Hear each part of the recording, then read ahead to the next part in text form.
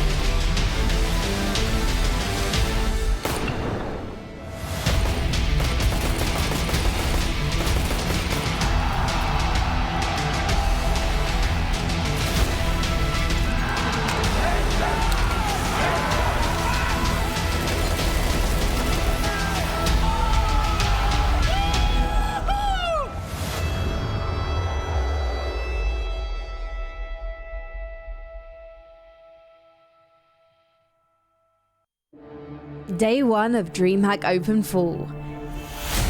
16 teams went all out to assert their dominance in each of the 4 groups. And he's seen it. Colzera doesn't expect it. Colzera doesn't expect it. Big, they can take it away. Oh.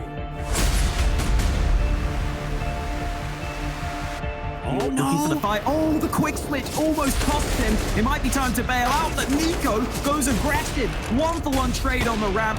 Maybe it's time for this to all calm down, Dinko. I'm getting a little nervous.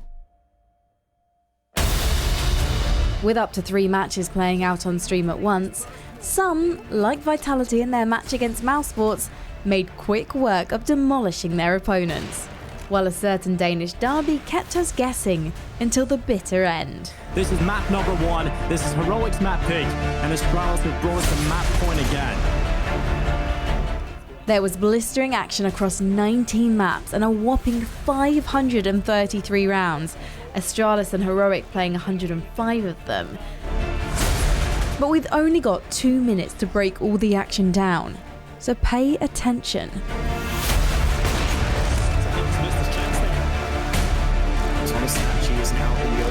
Be able to get this kill. Oh, Hampers almost gets the chance for it. An ideal tournament checklist always includes some no-scope, It goes with him, flashback. Oh my god, he flicked headshots. a knife kill, and a fair amount of overtime. And we have them all on day 1. Wary Crystal repositions, beautifully done. Gets 3 kills and got Crimson Olaf. Plenty more to name. Patiently, the M4 lines up to. There's another man here. Another connected from Chris, but he can't quite get the final. The lineup though from DreamHack. Let's see what day 2 brings us.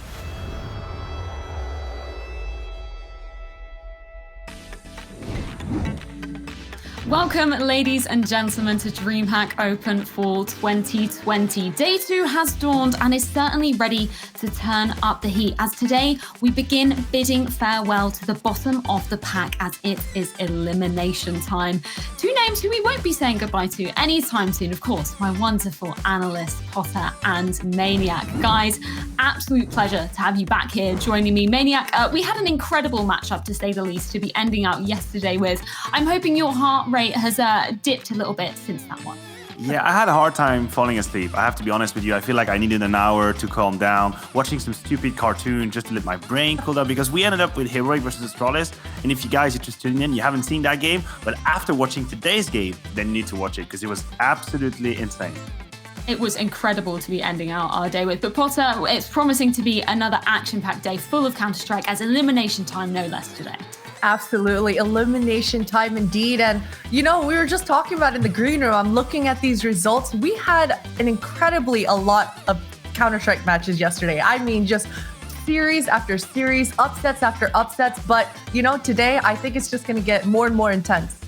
I'm so excited to be getting into today. And of course, a huge shout out, as always, to our sponsors, Intel, MSI, Corsair, Monster Energy, and DCS. Thank you so much for joining us on this wonderful roller coaster ride that is DreamHack Open Fall. And I think to kickstart this ride, we need to roll back the years a little bit, maybe get a little bit of nostalgia early in the morning to fill our boots. So let's relive one of my favorite clips of all time. It happened at DreamHack London 2015.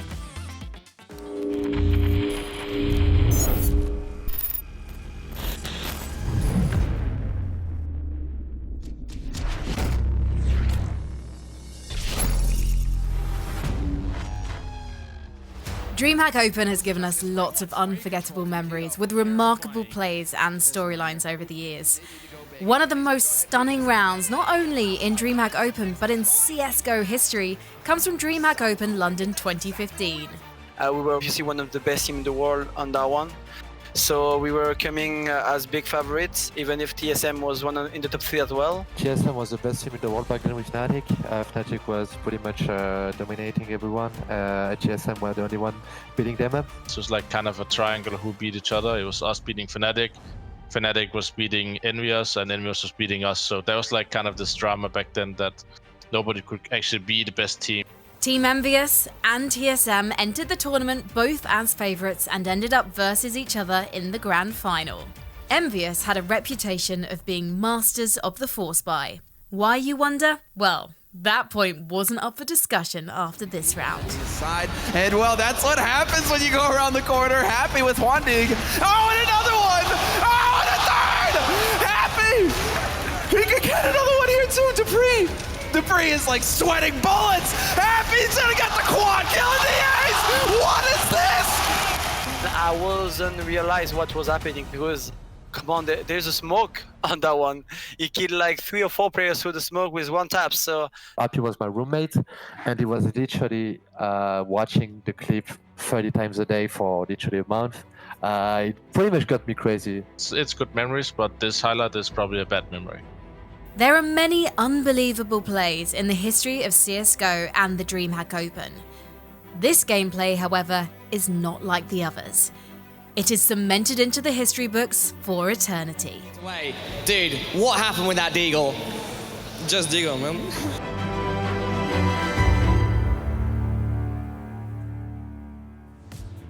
As Frankie said, one of the most iconic moments, not only in DreamHack history, but the entirety of Counter-Strike history there, Maniac. But I love Kenny's honesty there. He was so over it. After, he'd seen it happen, he was like, yeah, whatever. Why do you have to keep reliving it, Happy?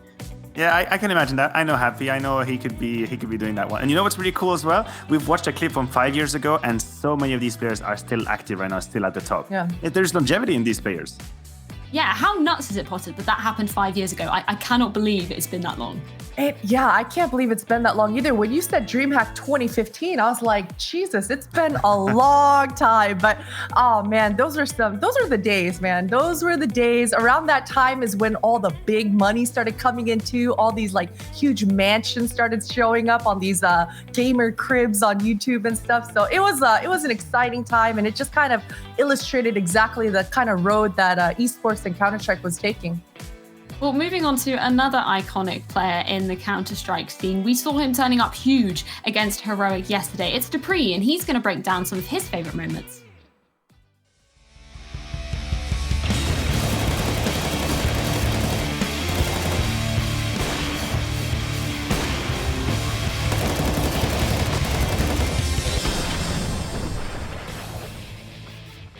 That's exactly what we expect to see from Cloud9 at this point, basically. Overtime or bust. And Shanghai is putting a shot through, manages to connect with 1. That's Dupree down to 38.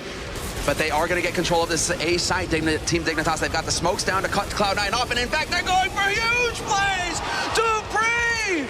Triple spray! Old one. It's the Major in Cologne, I believe it is. We're playing Poseidon match against Cloud9. It's a really tricky situation, and I feel like I have to do like a random thing, so I run through the connector, gets 3 kills, and I feel like I've accomplished a lot in this round, and I decide to go hide, and I don't know how my teammates decide to throw this round, but we end up losing it, and we end up losing the game. The fact that we lose this game makes us go up against an easy opponent in the quarterfinal. It turned out pretty good. Not going to be having the same effect in this round. ChrisJ ensures his impact is null. He is so separate. ChrisJ just going to have to take his fight so long. It's all him. 3 frags from ChrisJ. They line up, Glaive and Device. Rattled. Dupree, he rattles right back through the smoke. Oh my goodness. No! Dupree! That is preposterous. This one's in Odense, and we're currently in overtime. And this play, I think ChrisJ snuck out of connector without me knowing, and he kills 2 of my teammates. And at this point, I have to make a decision to push into T-connector to just try and isolate some players. And I spot the 2 guys, I line them up, get a really easy and lucky kill here. And then the last, well, for the 4th guy, I just kill. I feel like I've done my job at this point. Dupree! That is preposterous! He steals the Dupree has done his job indeed. And Maniac, what's so nuts about this? He makes it look so easy in every single moment there. It just looks so simple for him. Yeah, I think Dupree is one of the best examples we have in Counter-Strike in being aggressive, taking charge, taking the responsibility when he needs to. And even though it might seem reckless sometimes, it might seem stupid, actually more often than not, there's a logic to it. For example, that round where he crosses the smoke, he knows he has to make a move. They're not in a good situation. He got to try something. And Dupree truly embodies that idea that sometimes you have to take control of the round and you have to take a risk. Well, I think we want to keep this nostalgia train going, and what better way to do it than talk about some of the maps that we are missing from the competitive pool. And of course, we had a chance to check in with the players ahead of this one as well. So let's see where their heart is longing in terms of Counter-Strike maps. Well, the map I miss the most in the competitive was is obviously Cobblestone. Cobblestone was my favorite map so far for a long time. Unfortunately, we didn't have it for a long time. Tuscan or CPL Mill, even back in the old days. I definitely miss Cobblestone. Cobblestone was such a great map. I loved it, and I miss it the most, definitely. The map I miss the most right now is between Cash and Tuscan. Tuscan has never been part of it, so I have to choose Cash. Old version of Train, I enjoyed playing it a lot more than the new version we have now. The new version of Train is fine as well, but I don't know, the old version had something special for me. A great selection of maps there. I have to be agreeing with Apex though. I do missing a little bit of Cobble gracing our screens, Maniac. Not just for the drops, obviously, but I remember that. We know with Team Envious, with the French team back in the day, Cobble was a staple part of their map. Yeah, Valve, if you look in, please give us back Cobblestone. I mean, it's just for Christmas maybe. We've been nice. I feel like we've been a good community. We've been good people. So no, just give us Cobblestone. I'll say it just for the drops. Just for the drops. Get no, us forget back, about that. That is wrong. Christy, what kind of idea are you putting out there? Just for the love of the map. Oh my god.